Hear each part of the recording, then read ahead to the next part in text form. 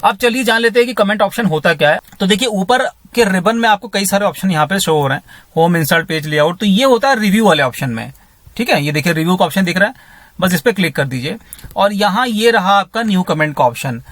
अब आप देख रहे हैं कि मैंने जितना एरिया सेलेक्ट किया था, पहले तो आपको वो एरिया सेलेक्ट करना है जिसके बारे में आप कमेंट देना चाहते हैं।